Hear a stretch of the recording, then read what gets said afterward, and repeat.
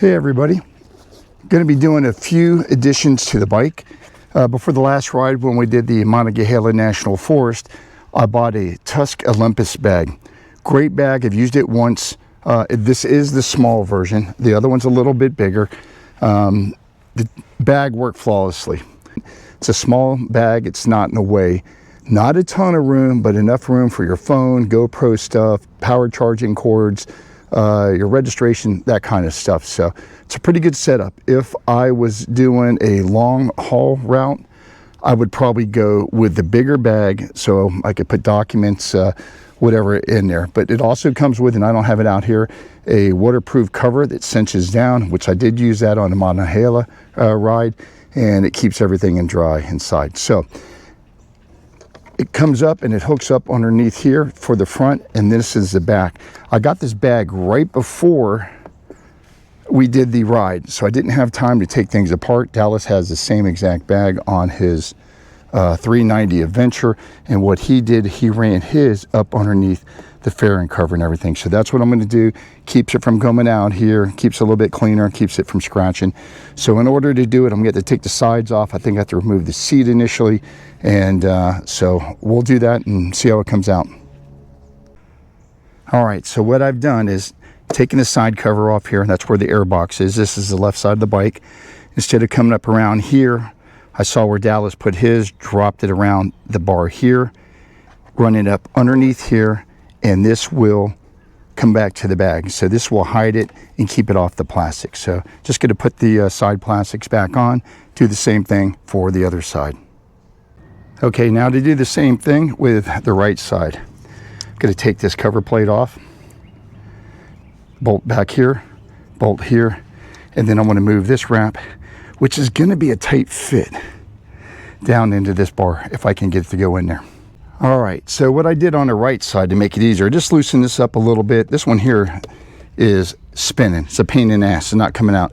So I loosened up the top one and was able to feed it up through, so it's going to match the other side. So should be good to go. Okay, and yesterday I also finished putting my Tusk bag up. This is the Olympus, the smaller one.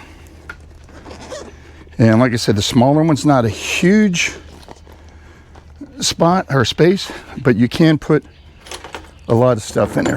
So let me grab some stuff.